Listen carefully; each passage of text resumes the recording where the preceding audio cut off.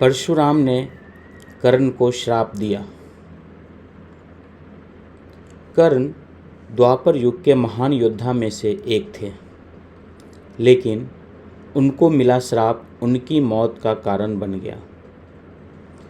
कर्ण को उनके जीवन काल में 2 श्राप मिले थे। उन्हें पहला श्राप उनके गुरु भगवान परशुराम ने दिया था, जबकि दूसरा श्राप एक ब्राह्मण ने दिया था। कर्ण को बचपन से ही धनुर्धर बनने की चाहत थी, लेकिन सूत पुत्र होने के कारण उन्हें कोई शिक्षा नहीं देता था। जब वह धनुर्विद्या सीखने के लिए गुरु द्रोणाचार्य के पास जाते हैं, तो वह भी कर्ण के सूत पुत्र होने के कारण उसे धनुर्विद्या देने से मना कर देते हैं। इससे कर्ण निराश होकर भगवान परशुराम के पास पहुंच जाते हैं, लेकिन भगवान परशुराम भी सिर्फ ब्राह्मणों को ही विद्या देते थे। अब कर्ण किसी भी तरह से धनुर्विद्या सीखना चाहता था, तो वह भगवान परशुराम से झूठ बोलता है कि वह ब्राह्मण है। भगवान परशुराम भी कर्ण को ब्राह्मण समझकर उसे शिक्षा देने लगते हैं।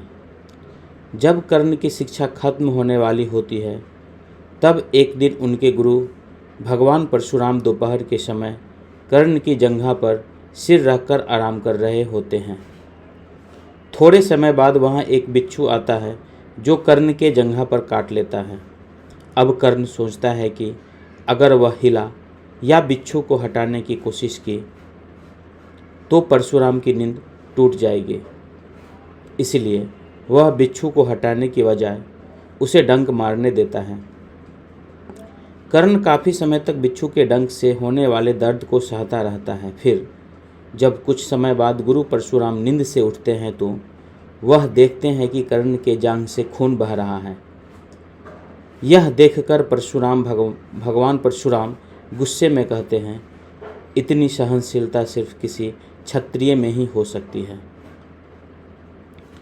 तुमने मुझसे झूठ बोलकर ज्ञान हासिल किया है, इसलिए मैं तुम्हें श्राप देता हूँ कि जब भी तुम्हें मेरी दी हुई विद्या की सबसे ज़्यादा ज़रूरत होगी, उस समय वह काम नहीं आएगी।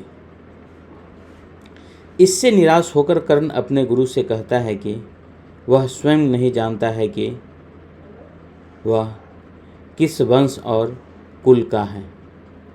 ऐसे में वह सारी बातें अपने गुरु परशुराम को बताते हैं।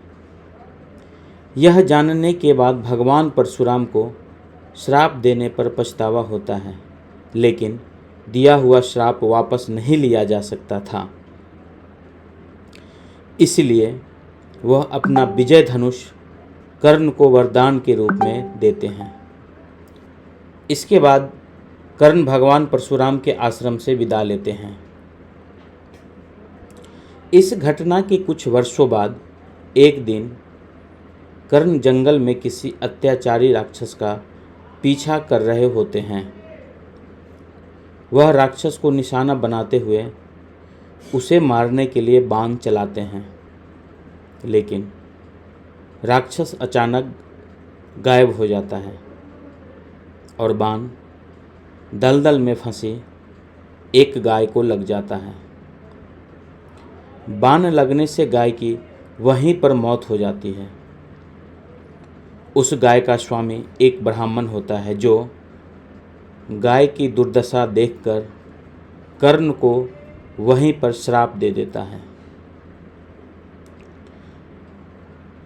श्राप में ब्राह्मण कहता है कि जिस तरह तुमने एक असहाय गाय को मारा है, ठीक उसी तरह ही एक दिन तुम्हारी भी मृत्यु होगी। आगे चलकर इन दोनों श्राप का प्रभाव महाभारत के युद्ध में नजर आया। युद्ध के दौरान कर्ण के रथ का पहिया दलदल में फंस जाता है। जब कर्ण उसे निकालने के लिए रथ से उतरता है, तभी अर्जुन बाण चला देता है, जिससे कर्ण की मृत्यु हो जाती है। दोस्तों, आपको ये कहानी कैसी लगी? नीचे कमेंट करके हमें ज़रूर बताइए। अगर आपको ये कहानी पसंद आई हो तो अपने दोस्तों के साथ ज़रूर शेयर करें और ऐसी ही प्यारी कहानियाँ सुनने के लिए हमारे YouTube चैनल को सब्सक्राइब ज़रूर करें। धन्यवाद।